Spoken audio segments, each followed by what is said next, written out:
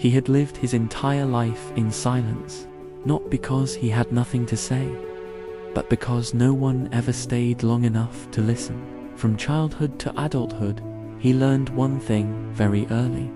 The world rarely notices quiet hearts until they break. He grew up believing that love was something he had to earn through effort, through sacrifice, through becoming what others needed, and in doing so, he forgot the one person who needed him more than anyone else, himself. But life has a strange way of revealing truth, not through comfort, but through collapse.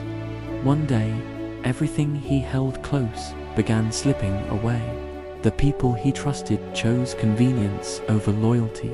The future he imagined dissolved into uncertainty, and the strength he thought he had quietly disappeared. He stood in front of a mirror, eyes tired, hands trembling, and whispered the question he had been avoiding for years. Why am I never enough? But the mirror didn't answer.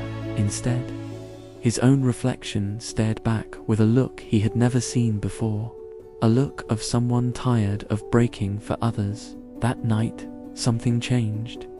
Not loudly, not dramatically, just a small, almost invisible shift inside him, like a flame that refused to die. For the first time, he realized he wasn't losing people, he was losing illusions. Illusions he built about who he needed to be in order to be loved. And maybe the pain wasn't punishment. Maybe it was direction.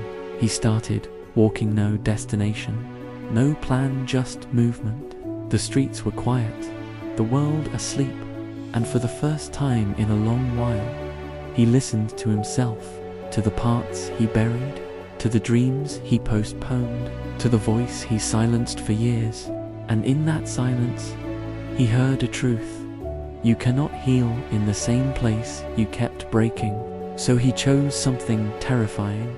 He chose himself, not in a selfish way, but in a finally understanding his worth way.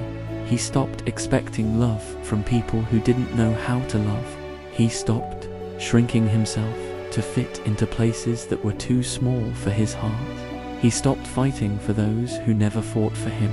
And slowly, beautifully, quietly, his life began to change. He learned that healing isn't loud, growth doesn't scream, strength doesn't roar. Sometimes, it looks exactly like a person standing alone after losing everything and still choosing to rise.